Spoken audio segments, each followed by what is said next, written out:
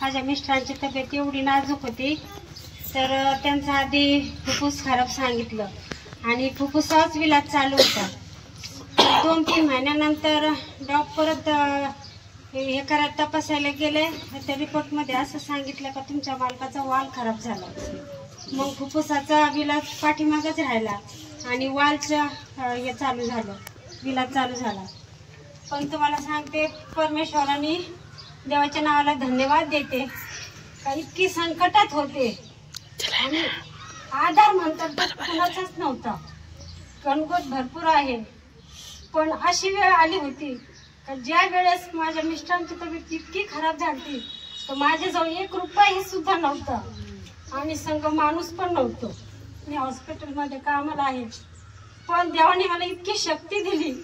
एका पेशंट मागे 10 जण असतात पण त्यावेळेस मी फक्त एकटीच होती आणि परमेश्वराने माझ्याजवळ 1 रुपयाही नसताना माझ्या मालकाला ॲडमिट केलं. ॲडमिशन करून मी त्यांना आतमध्ये ICU मध्ये टाकलं आणि त्यांचं ऑपरेशन व्हायचंच होतं तर डॉक्टरांनी सांगितलं ऑपरेशन क्रिटिकल आहे आणि त्यांचा भरोसा सांगू शकत नव्हते का ते वाचतील की नाही वाचतील, पण ऑपरेशन करणं पण गरजेचं होतं.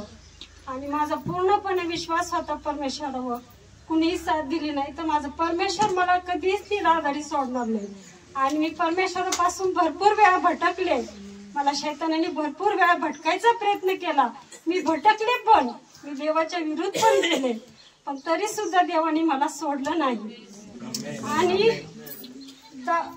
ICU मध्ये न्यायचं, ऑपरेशन थिएटर मध्ये न्यायचंय, माझ्याजवळ 1 रुपया सुद्धा नाही, माझ्याजवळ गणगोत पण नाही. मी सर्व चांगले आहे पण परमेश्वराने त्याच वेळेस कितीतरी वर्ष मी घरकुलाची वाट पाहिली पण ते घरकुल आलं नव्हतं. अशी वेळ आली का ऑपरेशनच्याच वेळेस ते घरकुल आलं आणि त्याच वेळेस तो पैसा माझ्या हाती आला. मी म्हटलं परमेश्वरा जेव्हा तू घर बांध म्हणशील तेव्हा मी घर बांधीन. मला घरापेक्षा माझ्या पतीची गरज आहे आणि मला निराधार करू नको. मला घर किंवा पैसा किंवा दागिने ह्याच्या सावलीला बसायचं नाही तर मला माझा जोड हवाय आणि मला निराधारी सोडू नको. तर परमेश्वराने मला इतकी साथ दिली आणि ऑपरेशन झालं.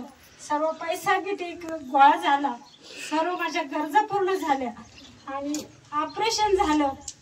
आणि 2 दिवसांनी डॉक्टरने सांगितलं तुमच्या मिस्टरांना कुठलंही औषध लागू पडत नाही आणि सर्व विलाज खतम झाले. सगळे ऑक्सिजन लावले, शेवटचं 4थं ऑक्सिजन लावलं तरी सुद्धा त्यांना शरीराला लागू व्हायना. पण शुक्रवारी त्यांना जास्त झालं.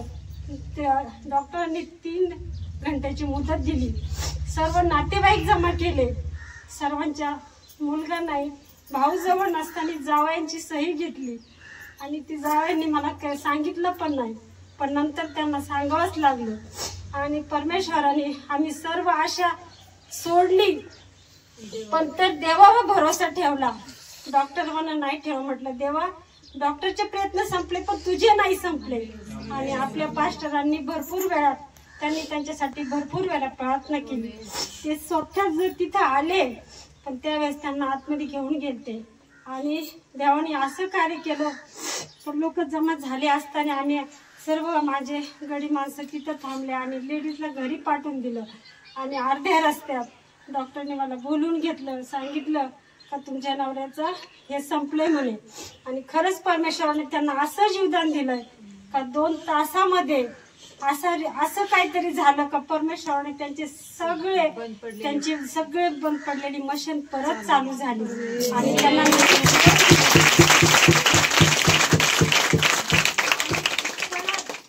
मी बोलले होते का देवा माझ्या मिस्टरांना बरं लागू दे, मी माझे काही 2 रुपयाचं काही जेवण असेल ते मी चर्चमध्ये देईन. माझ्याकडून थोडा वेळ झाला आणि त्याच्यानंतर आता शुक्रवारी अचानक गुरुवारी कामावर गेलो. असा थंडी ताप आला का सांगू शकत नाही. तर परमेश्वर मला आठवण करून दिली. डायरेक्ट ICU मध्येच टाकलं आणि परत डॉक्टरांनी तेच सांगितलं का तुमच्या मिस्टरांचे सर्व रिपोर्ट खराब आहेत.